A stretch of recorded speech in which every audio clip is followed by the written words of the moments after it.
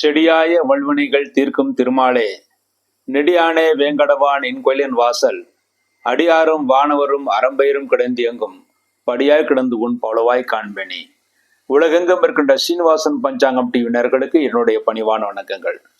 இன்றைய பதிவில் இந்த வாரத்திய விரதாதி முக்கிய விசேஷங்களை பற்றி பார்ப்போம்.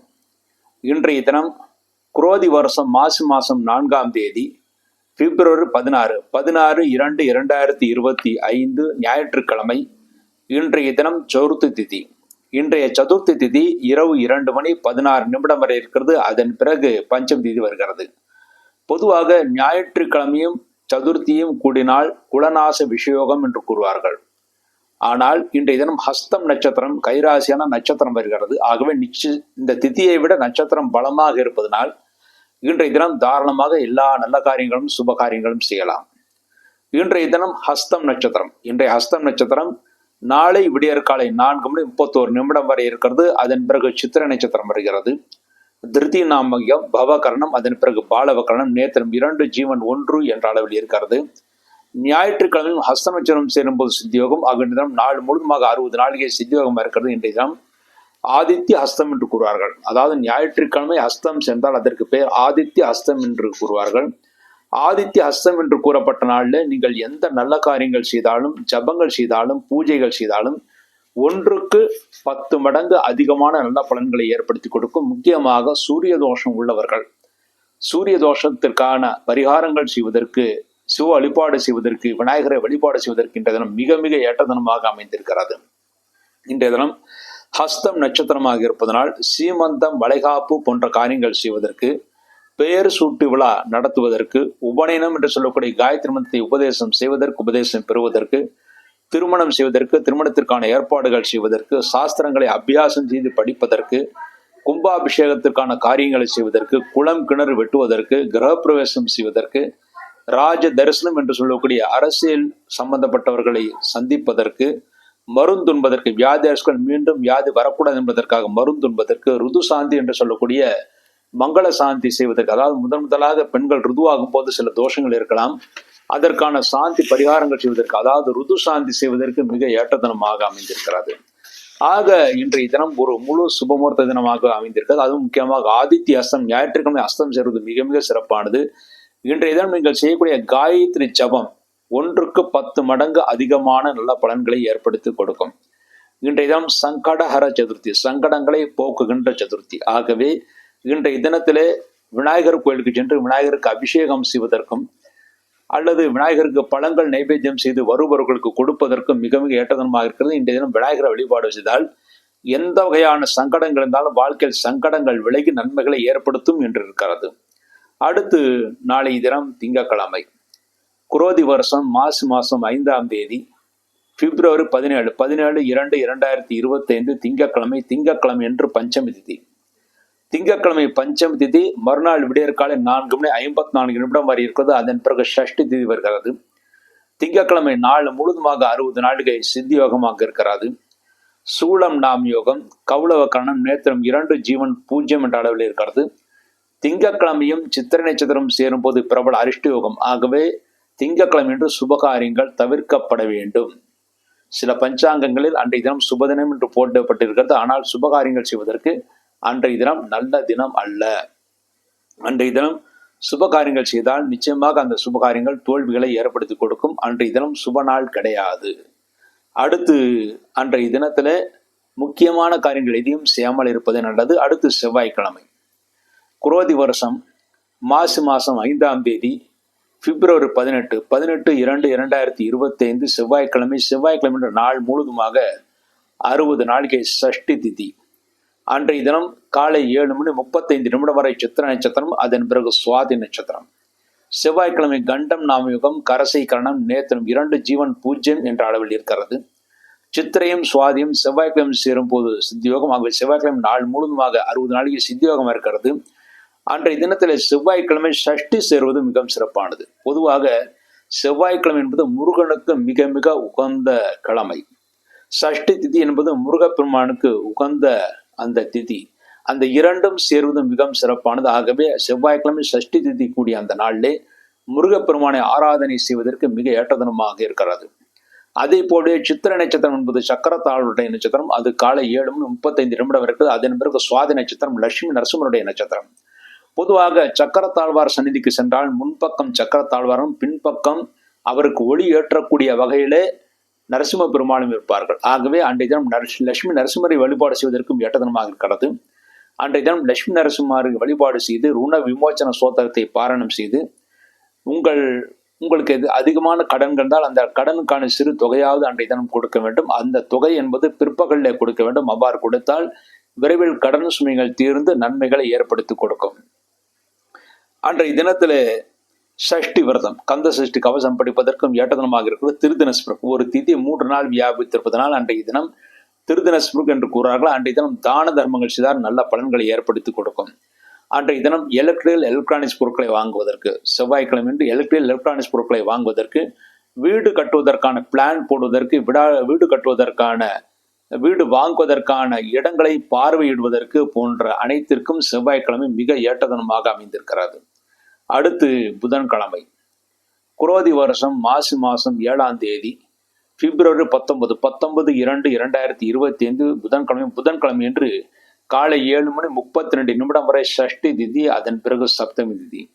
புதன்கிழமை பகல் 10:39 வரை சுவாதி நட்சத்திரம். அதன் பிறகு விசாகம் நட்சத்திரம். விருத்தியை ஏற்படுத்தக்கூடிய விருத்தி நாம் யுகம் வணிசை கணம் நேத்திரம் 2 ஜீவன் அறை என்ற அளவில் இருக்கிறது. சுவாதியும் விசாகமும் புதன்கிழமை சேரும் போது சித்தியோகம். அவங்க புதன்கிழமை என்ற நாள் முழுதுமாக 60 நாளைக்கு சித்தியோகம் இருக்கிறது. அன்றைய தினம் சுபகாரியங்கள் செய்வதற்கு மிக ஏற்ற தினமாக அமைந்திருக்கிறது. பூர்வேதி அன்றைய தினம் பூர்வேதி என்றால் அன்றைய தினத்திலே சில ஹோமங்கள் செய்வதற்கு, சில தர்ப்பணங்கள் செய்வதற்கு, முன்னோர்கள் விட்டு சென்ற கடமைகளை செய்வதற்கு, முன்னோர்களை வழிபாடு செய்வதற்கு மிக ஏற்ற தினமாக இருக்கிறது. அன்றைய தினம் சுவாதி நட்சத்திரமாக இருப்பதனால் நிஷேகம் செய்வதற்கு, புதுமனை புகழா என்று சொல்லக்கூடிய கிரகப்பிரவேசம் செய்வதற்கு, அன்றைய தினம் கிரகப்பிரவேசனம் செய்யும் போது காலையில் சூரிய உதயம் ஆன பிறகு கிரகப்பிரவேசம் செய்வது நல்லது. சூரியத்துக்கு முன்பாக கிரகப்பிரவேசம் செய்வதற்கு புதன்கிழமை நல்ல நாள் அல்ல.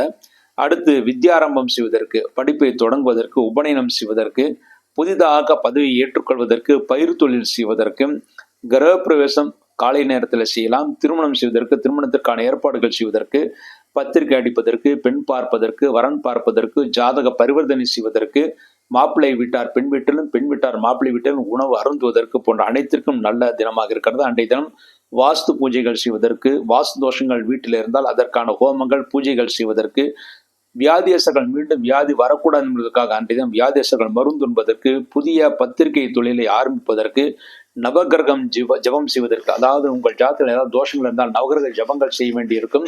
அதற்கான தோஷ பரிகாரங்கள் செய்வதற்கு போன்ற அனைத்திற்கும் இந்த தினம், அதாவது வருகின்ற புதன்கிழமை மிக மிக ஏற்ற தினமாக அமைந்திருக்கிறது.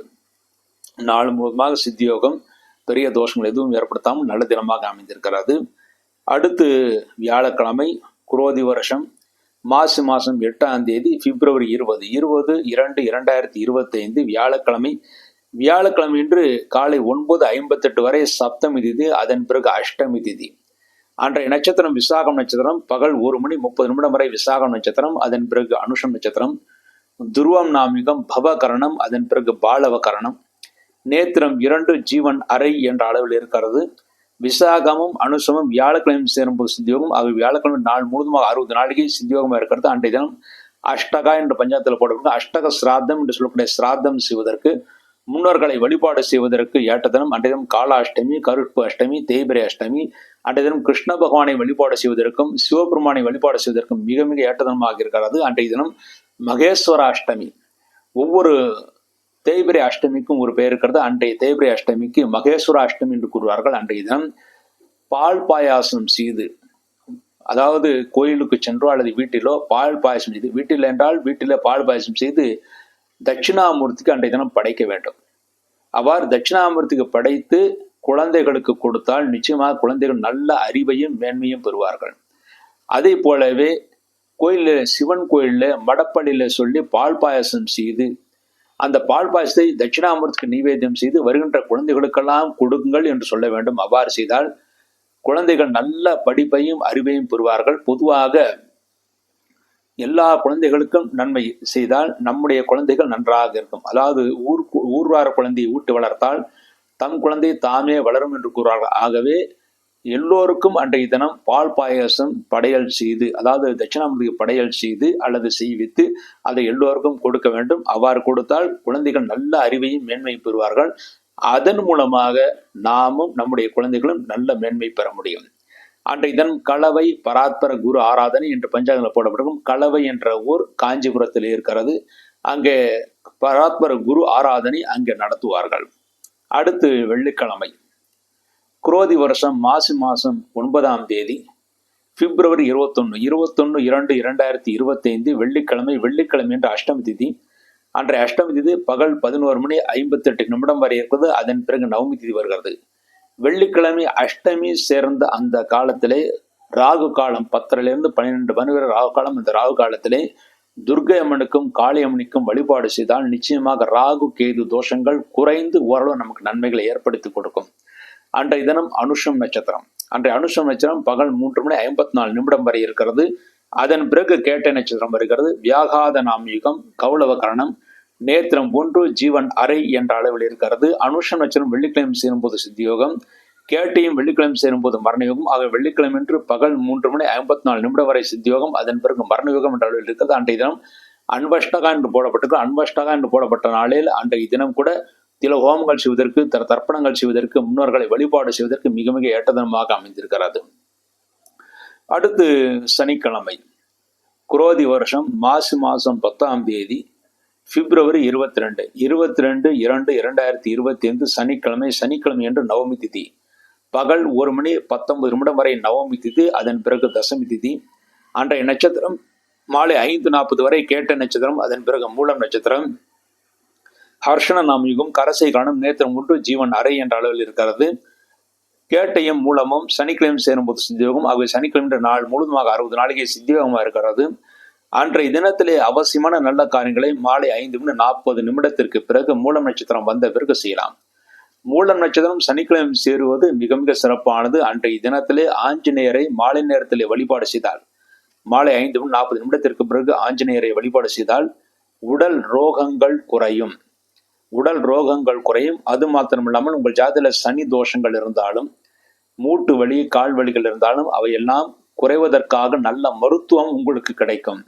பொதுவாக அன்றைய தினத்திலே ஆஞ்சநேயரை வழிபாடு செய்தால் நல்ல மருத்துவம் கிடைத்து அதன் மூலமாக நம்முடைய ரோகங்கள் மறையும் என்றிருக்கிறது. ஆகவே அன்றைய தினம் சனிக்கிழமை அவசியம் மாலை நேரத்திலே ஆஞ்சநேயரை வழிபாடு செய்வது மிகவும் சிறப்பானது. மேலும் அன்றைய தினத்திலே 1:19 பிறகு தசமி திதி வருகிறது. அந்த தசமி திதிக்கு ராமதசா நவமி என்று கூறுவார்கள். ஆகவே அன்றைய தினம் பகல் நேரத்திலே ராமரை வழிபாடு செய்வதற்கும், ராம பக்தருக்கு வஸ்திரத்தை கொடுத்து அவருடைய ஆசிரி பெறுவதற்கும் மிக ஏற்றதனமாக இருக்கிறது. முக்கியமாக ராமர் கோயிலுக்கு சென்று ராமரை வழிபாடு செய்வதற்கு, ராமருக்கு வஸ்திரத்தை கொடுத்து அவருடைய ஆசீர்வாதத்தை பெறுவதற்கு மிக மிக ஏற்றதனமாக அமைந்திருக்கிறது. ஆகவே சனிக்கிழமை ராமரையும் ஆஞ்சநேயரையும் வழிபாடு செய்வதற்கு மிக ஏற்றதனமாக இருக்கிறது. என்றால் அன்றைய தசமிக்கு பகல் 1:19 பிறகு அந்த சனிக்கிழமை மூல நட்சத்திரம் சேர்கின்ற அந்த தசமிக்கு ராம தசா நவமி என்று கூறுவார்கள். அதாவது ராம பஜனை செய்வதற்கும், ராமரை வழிபாடு செய்வதற்கும்,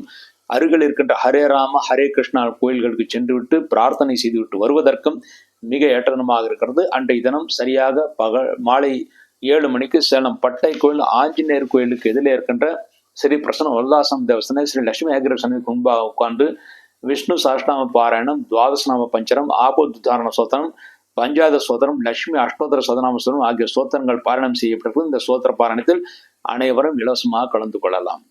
அடுத்து இந்த வாரம் சந்திராஷ்டகம் அடைகின்ற ராசிகள் கும்பம், மீனம், மேஷம். இந்த 3 ராசிகளுக்கு இந்த வாரம் சந்திராஷ்டகம் இருக்கிறது. கும்பராசியிலே பிறந்தவர்களுக்கு பிப்ரவரி 15 சனிக்கிழமை அதிகாலை 5:44 முதல் பிப்ரவரி 17 திங்கட்கிழமை மாலை 6:02 வரை சந்திராஷ்டகம். ஆக கும்பராசியிலே பிறந்தவர்களுக்கு பிப்ரவரி 15 சனிக்கிழமை, பிப்ரவரி 16 ஞாயிற்றுக்கிழமை, பிப்ரவரி 17 திங்கட்கிழமை, இந்த 3 நாட்கள் முழு சந்திராஷ்டக தினங்கள். அடுத்து மீனராசியிலே பிறந்தவர்களுக்கு பிப்ரவரி 17 திங்கட்கிழமை மாலை 6:02 முதல் பிப்ரவரி 20 வியாழக்கிழமை காலை 6:49 வரை சந்திராஷ்டகம். ஆக மீனராசியிலே பிறந்தவர்களுக்கு பிப்ரவரி 18 செவ்வாய்க்கிழமை, பிப்ரவரி 19 புதன்கிழமை, இந்த 2 நாட்கள் முழு சந்திராஷ்டக தினங்கள். அடுத்து மேஷராசியிலே பிறந்தவர்களுக்கு பிப்ரவரி 20 வியாழக்கிழமை காலை 6:49 முதல் பிப்ரவரி 22 சனிக்கிழமை மாலை 5:40 வரை சந்திராஷ்டகம். ஆக மேஷராசியில பிறந்தவர்கள் பிப்ரவரி 20 வியாழக்கிழமை, பிப்ரவரி 21 வெள்ளிக்கிழமை, பிப்ரவரி 22 சனிக்கிழமை இந்த 3 நாட்கள் சந்திராட்ட தினங்கள். இந்த சந்திராட்ட தினங்களில் நீங்கள் எந்த காரியங்கள் செய்வதாக இருந்தாலும் சிறிது யோசித்து நிதானத்தை செய்தால் நிச்சயமாக வெற்றி பெற முடியும். அந்த சந்திராட்ட தினங்களே அந்த சந்திராட்டகம் உள்ளவர்கள் அருகில் இருக்கின்ற கோயில்களுக்கு சென்று அல்லது தெய்வ பிரார்த்தனை அல்லது குலதெய்வ பிரார்த்தனை செய்துவிட்டு எந்த காரியம் செய்தாலும் சந்திராஷ்ட தோஷம் செய்யாது.